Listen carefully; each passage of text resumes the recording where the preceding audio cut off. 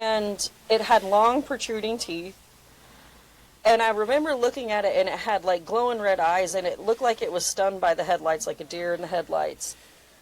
And I was like, are its eyes really red, or is it just a reflection because of an animal and lights?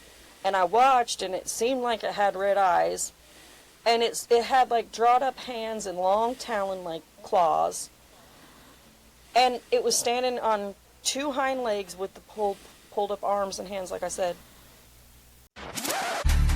In the paranormal war room, the legends arise. We're diving deep down where the truth never lies. Diving deep down where the truth never lies. Unravel the mysteries, let the stories unfold. This beat, these tales are daring and bold.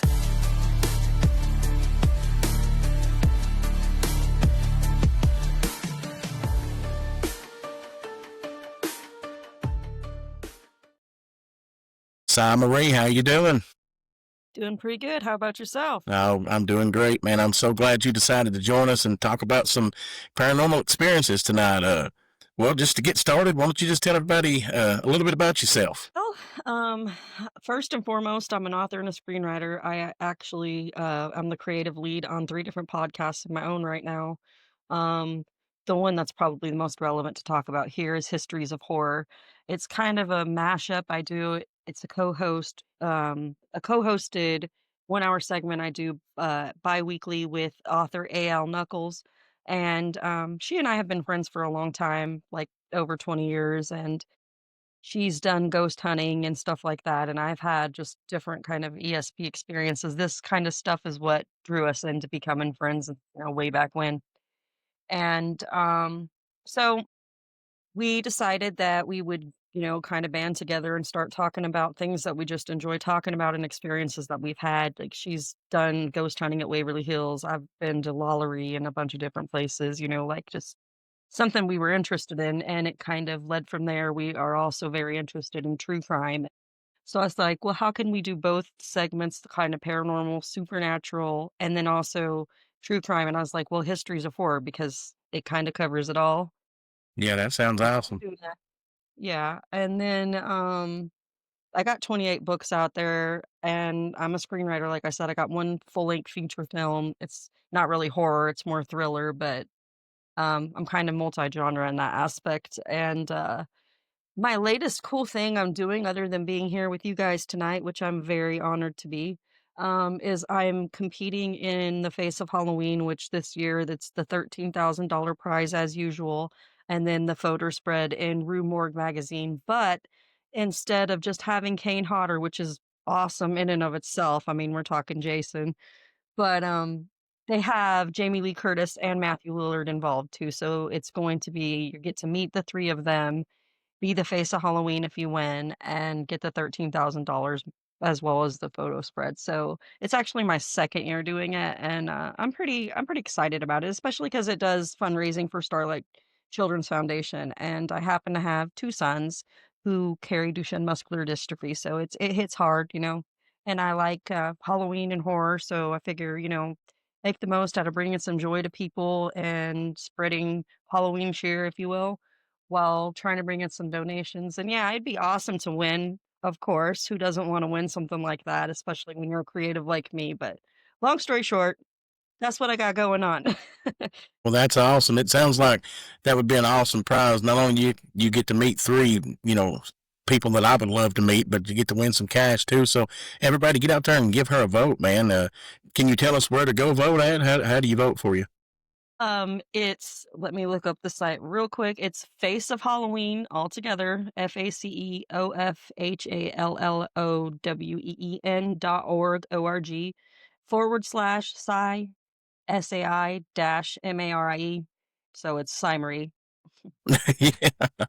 Okay. Well, everybody make sure and get out there and give her a vote, man. Let's get her some cash, man. But the reason we're here tonight, Si, is we love to hear about those paranormal experiences, man. So you contacted me and said you had some pretty cool stories, and I'm dying to hear them. So I guess I'll just turn the table over to you, and let's just hear what you got going on. Well, I have a slew of stories of experiences I've been having, you know, weird experiences ever since the first time I can really remember. I was about 7 years old, but, I was in a book last year that was a collection of, paranormal experiences and tales of, haunted horror stories, and, that one was actually one of my kinda cryptozoology stories. We can start there if that sounds good to you. That sounds great. Let's go for it. Okay, so, it was July 2009, about there where about then, and I was living at that time in Southern Alabama in a little town called Florella, but this is a really small town, so it's, my ex-husband was an Army Ranger, and he did work down in Florida at Eglin Air Force Base, which is very close in this area, and then there's also Dothan, all of which have a lot of bases, and, military personnel will probably know what I'm talking about. But, so we lived in this little town because of what he did, and he would go off to go to work, but if we wanted to do anything like see movies or anything, we had to kinda drive, 25, 30 miles, depending on which town we decided to go see the movie in. That sounds like Well, where we live now. Hell, yeah, yeah. so, we decided to make a night of it, and it was, a July evening, and we were going and we went to Dothan, and we saw a movie, and then we were coming back home, and it wasn't really late, it was probably about 10:30, maybe 10:45 at night, and we were rolling down 331, Highway 331 from Dothan going into Florella, Alabama, and when you're coming into town from that side, when you first come in, it's like it goes from 55 to 35 really fast. And of course, he's from that area, so he knew that and he knew about, the speed traps. So Yeah, he's very conscious. one of those southern speed trap towns. Yes, exactly. And We the know all sheriff about those. knew him too. So it was a really close knit town, everybody knew everybody kind of thing. So we get to the edge of town and we're rolling in and he starts to slow down and on both sides of the road in this area there's just a grove of cypress. It's really pretty, especially at that time, with the Spanish moss, you can just kind of picture how pretty that is. But on both sides of the grove of trees there's kind of like this split swampland, and on one side it's a little more cleaned up and they have an area where people can swim, and on the other side it's a little more wild and there's gators and things like that. So we're coming down the highway, and as he starts to slow down, this animal jumps out on the driver's side, and we were in a Dodge Ram, and it was, a pretty lifted truck. So he slams on the brakes because this animal jumped in the road, and I seen it immediately, and it was probably about 3.5 feet tall, and it didn't have fur, it was like a hairless rat in appearance, like fleshy, mottled, um, and it had long protruding teeth. And I remember looking at it and it had like glowing red eyes and it looked like it was stunned by the headlights, like a deer in the headlights. And I was like, are its eyes really red or is it just a reflection because of an animal and lights? And I watched and it seemed like it had red eyes and it had like drawn up hands and long talon like claws. And it was standing on two hind legs with the pulled up arms and hands, like I said.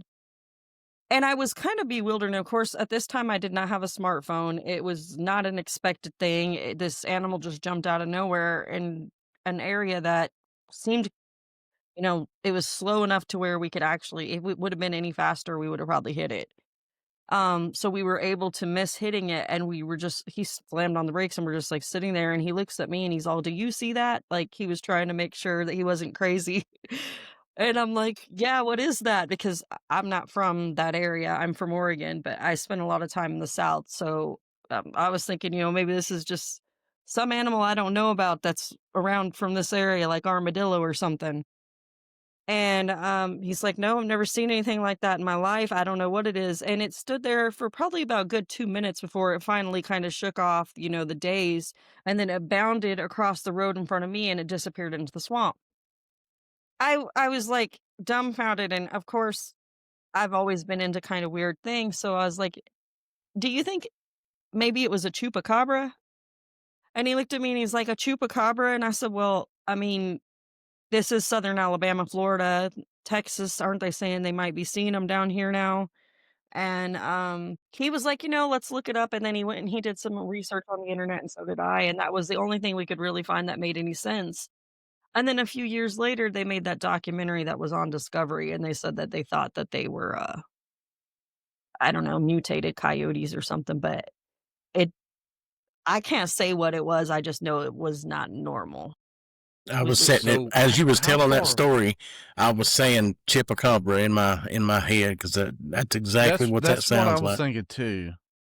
So how far away were you from this animal when you were sitting in the truck? You were, 10 feet, 20 feet, 30 feet?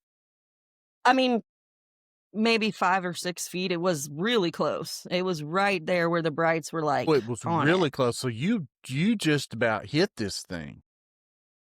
Yeah, yeah. Like, he literally had to slam on the brakes, was like, "Whoa, what is this thing?" Wow, that's crazy. And Um, and so it stood there and looked at you for you and you said about 2 minutes? That's a Yeah, long time. That thing was studying you just as much as you were studying it. yeah, you it had really time to take all that in, didn't you? Yeah. yeah, and I could get if I could get a hold of a sketch artist, I could describe it, and I'm an author, obviously, so I'm really good at describing things and probably get, it drawn out, but like I said, it was modeled, it reminded me kind of like of a naked mole rat. That's, like, what I like the skin color, kinda like a mottled pig. Yeah, I think Chupacabra stands for goat sucker. Those things will like suck all your blood out of you and stuff like that. And I think, you can talk a lot about cryptids and some of that stuff's way out there, you talk about, Thunderbird and all that good stuff. But the Chupacabra is one of the things that I give a lot of light to because that sucker, I believe, could really exist, whether it's a mutated coyote or whatever it is. But I would say there's some stuff out there like that. So is the chupacabra, is that basically in the South, or are they considered to be everywhere? Well, from the research that I did, they originated like in Puerto Rico and down in South America and Mexico. And they just kind of showed up and weird things started happening on, like chicken farm and, like goat farms and mostly in Puerto Rico, the goat farms. And they started finding goats with like puncture wounds in the neck and just completely drained of all the blood. And there was no explanation for why. And then apparently it started to expand and I don't know if that's like they got on boats, from going from Mexico and south, like maybe moving into the islands across Puerto Rico and the Caribbean, and then of course working their way across the Keys, and up through all the bayou states. But apparently they've been having, witness sightings from them like since like the late 90s, all like started in Florida and Texas. So we weren't very far from Florida. Literally, it's called Florella because it's on the border of Florida of Alabama. So it's like you could stand in both states at the same time. Yeah, And that's that's down there in the something else that south. I really like about small towns. Small towns, you were talking about speed limits, so you've got your speed trap and you're going from 50 down to 35, and all of these things. I just love small towns because things like this happen all the time in small towns. You're in a bigger metropolitan area, and you might have different difficulties or see different things, but in a small town, these things really are a real thing that you see. Um, and I've always found that very fascinating. I have seen a few things myself in our own small town, and I can't explain them. And so that's just one more, check in my box as to why I really like discussing small town stuff. It was not the only weird thing I seen in Florella, Alabama either. It's just I seen some weird aerial phenomena too.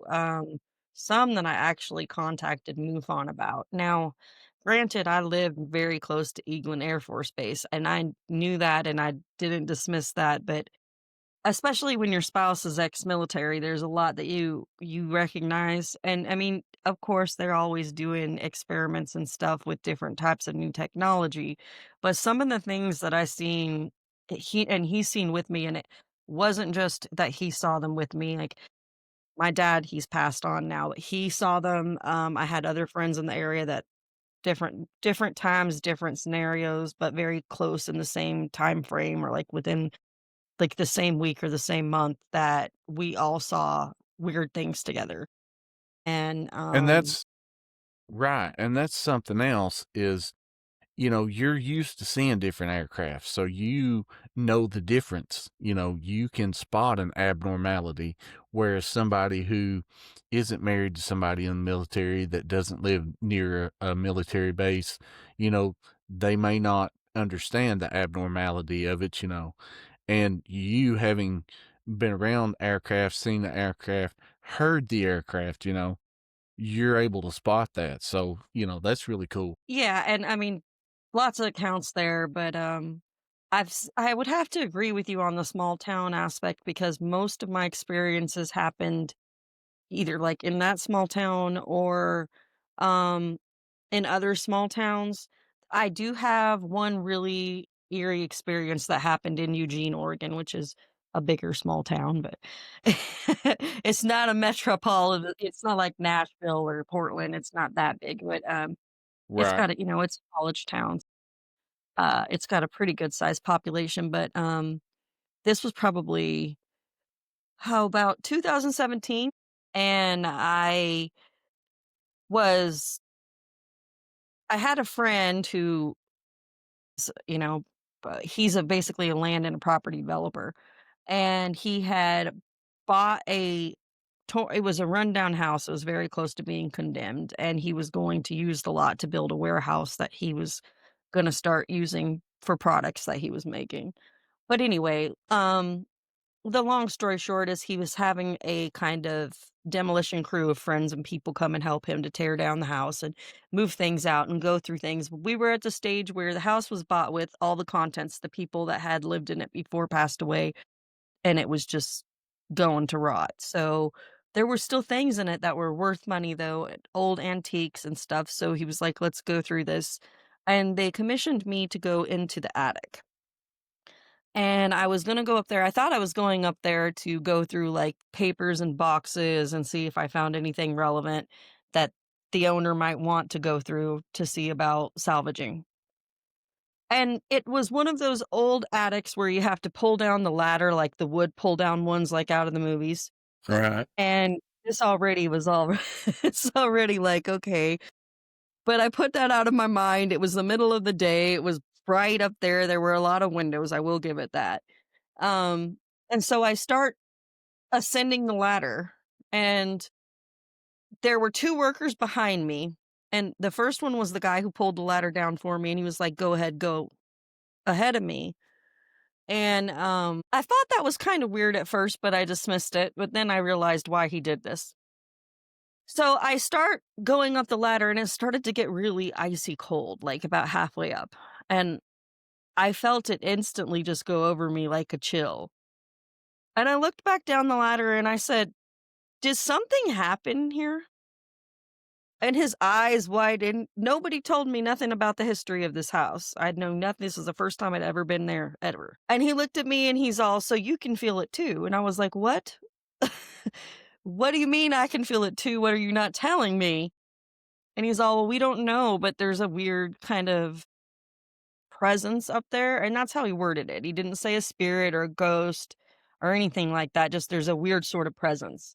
This guy was And just a mover or something like that. He didn't live there is what I'm asking. He was just somebody there he was like you were. He was just a worker, but he had already been in the house for, like, maybe 3 or 4 days ahead of time, and he had been one of the first people to go. I think he was one of the people that canvassed to make sure the floor was gonna be safe to walk on Right, for right. other people to go up there. Like, he was kinda like our main. I don't wanna say that he was, like, the main boss, but he was the guy that was put in position to check everything before other people did things, so to speak. Yeah, kinda like the safety inspector or something like that. Yeah. So, I get him to say that, and I'm like, "Well, I'm already halfway up there anyway."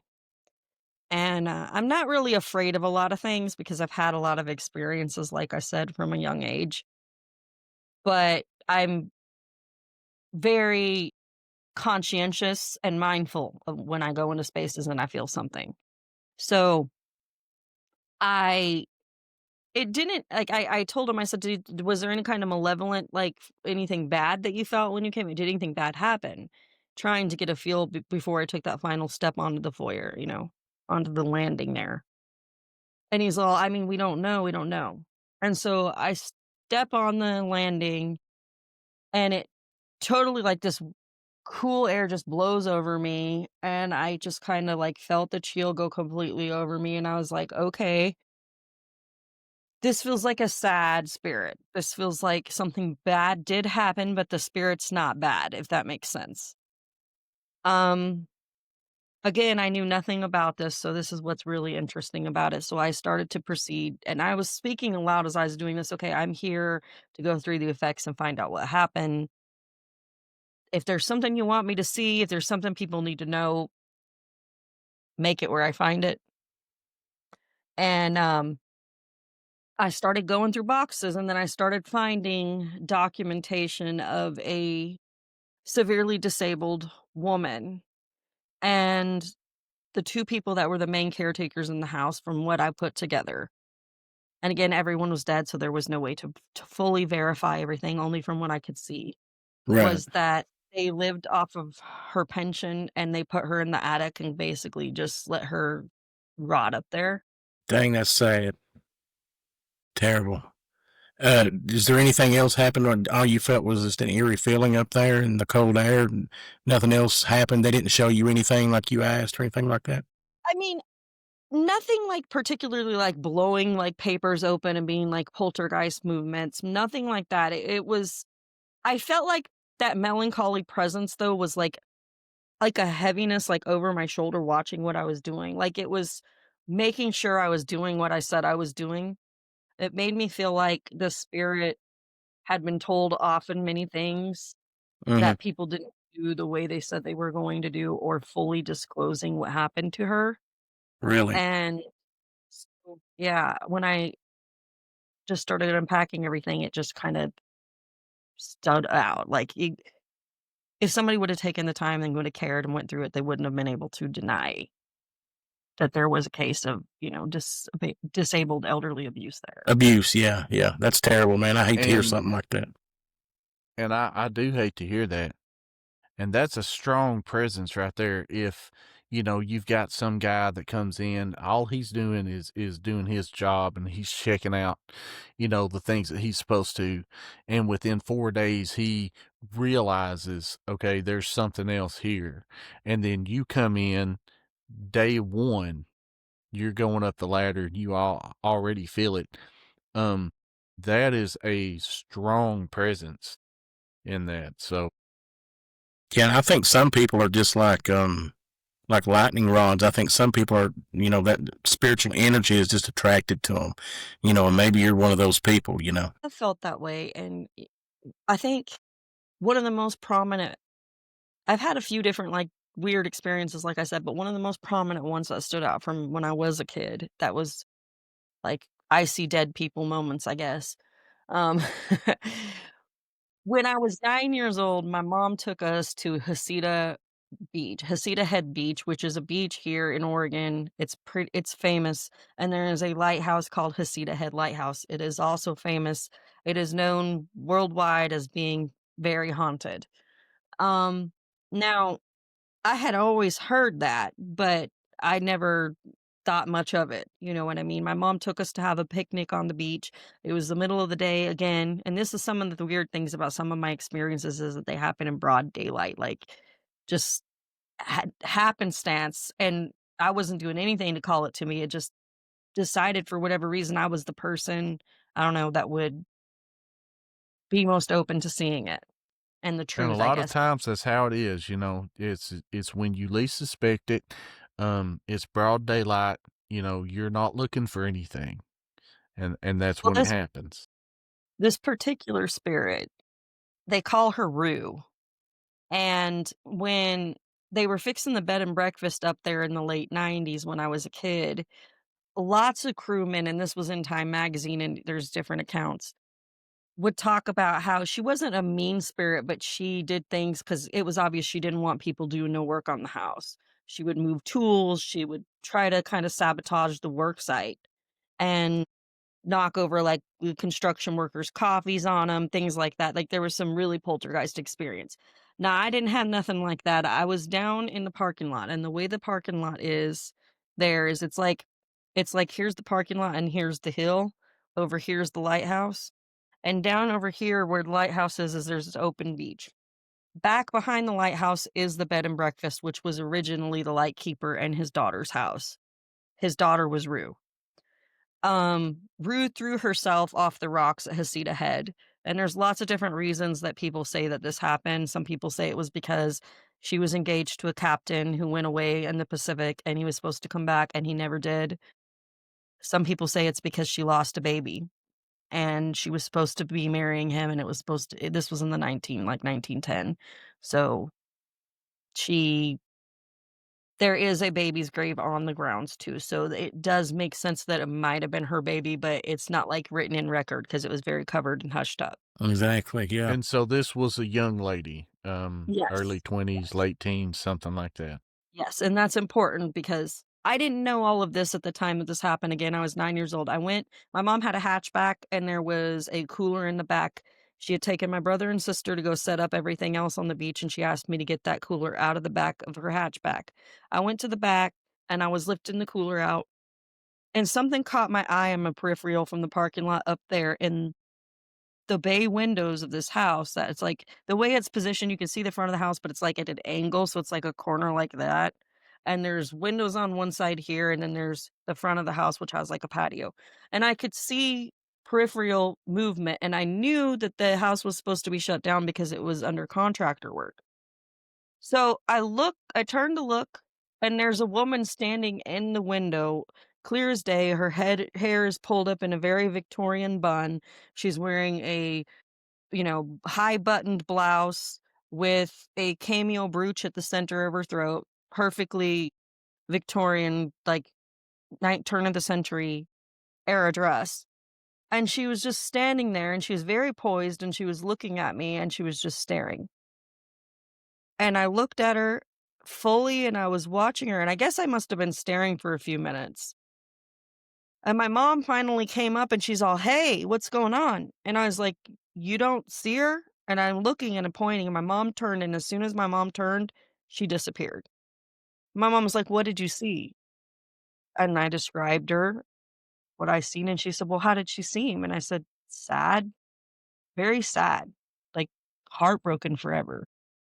That makes me think it was the baby thing that may have caused her to do that. You know, what is it about the Victorian era that you see so many people that claim they've seen ghosts and stuff like that? It seems like it's always a lot of the time from that era. What do you think that is? You know. Think it also has a lot to do with the time period itself and the way that people believed some of the things that they did. I recently went to Astoria, Oregon, and I visited the Captain George Flavel Museum, and they actually they have a lacrimosa, they have the human hair wreath, a lot of those gothic themed types of material. They were very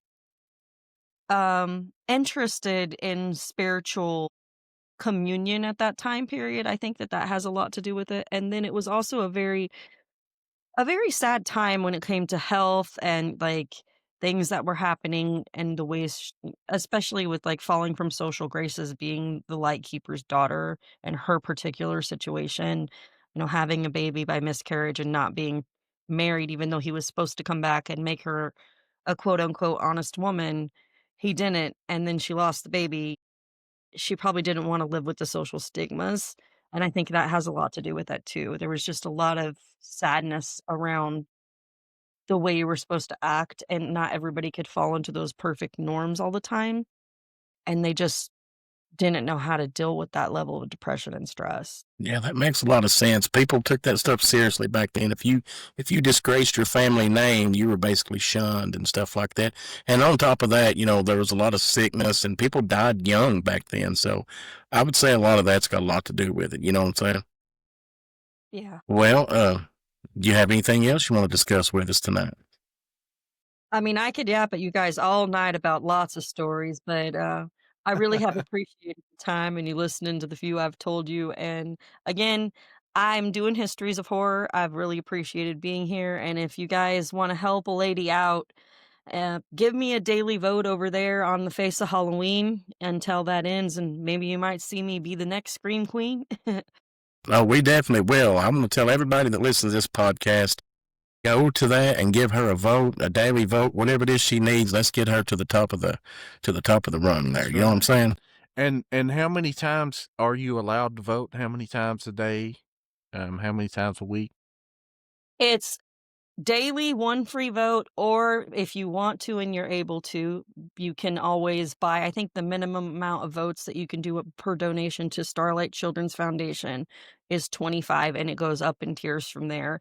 If anybody feels, keen on doing that, because that money will go to bringing terminally ill and very sick children moments of joy and happiness. Yeah, definitely. All right. That's the main thing, man. You're doing something good at the That's same right. time. I know a lot of people really appreciate that because I know people in our community that's had children touched by cancer and stuff like that. So I know every little bit helps with stuff like that. So what about your books? You want to tell us some names of your books, where we can get those and stuff like that? Well, I got 28 titles out there.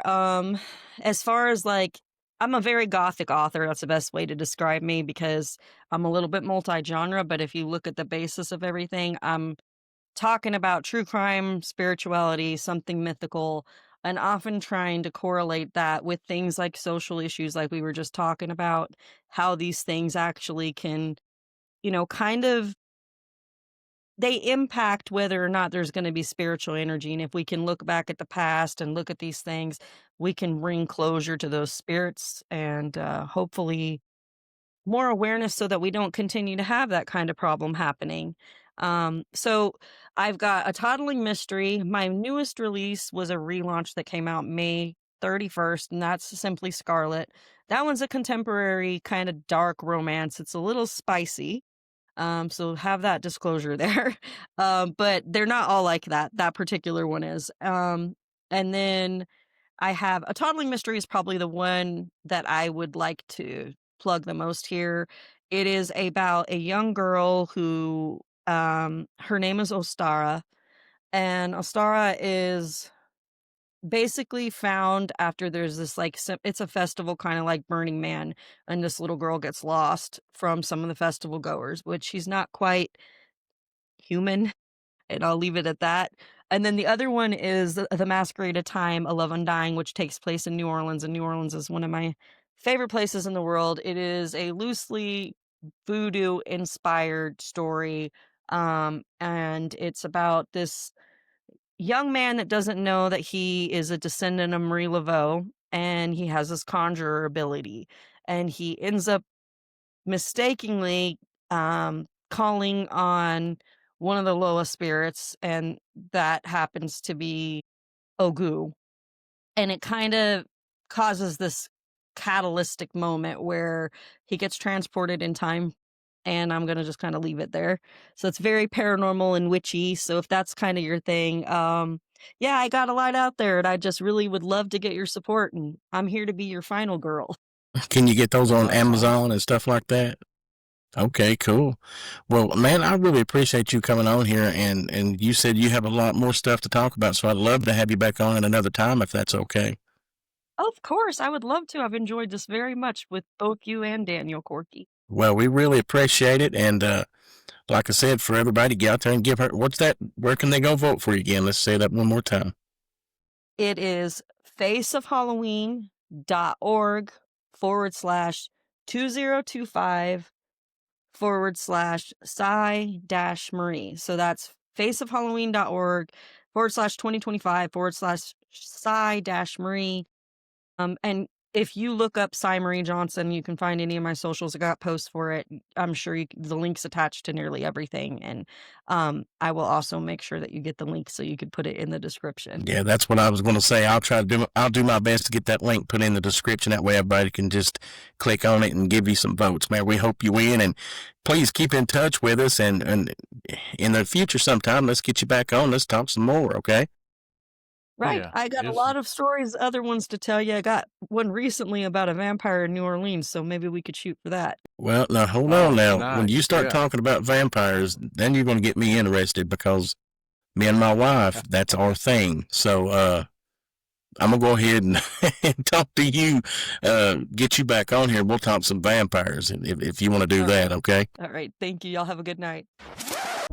The unknown awakens, hear the echoes grow loud. We're diving deep, join the curious crowd.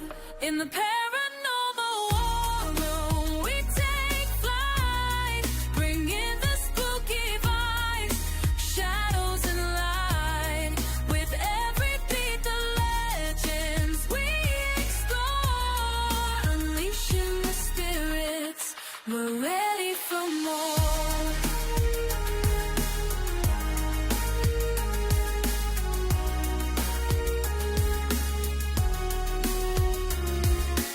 Aliens striking down like thunder from the skies.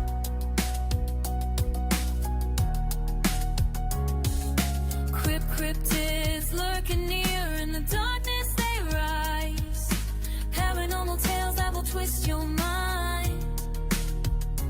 Tune into the mystery, leave the norm behind.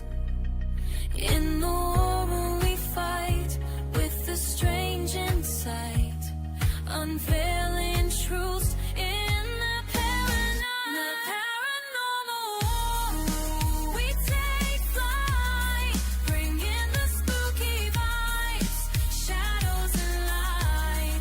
With every beat, the legends we explore, unleashing the spirits.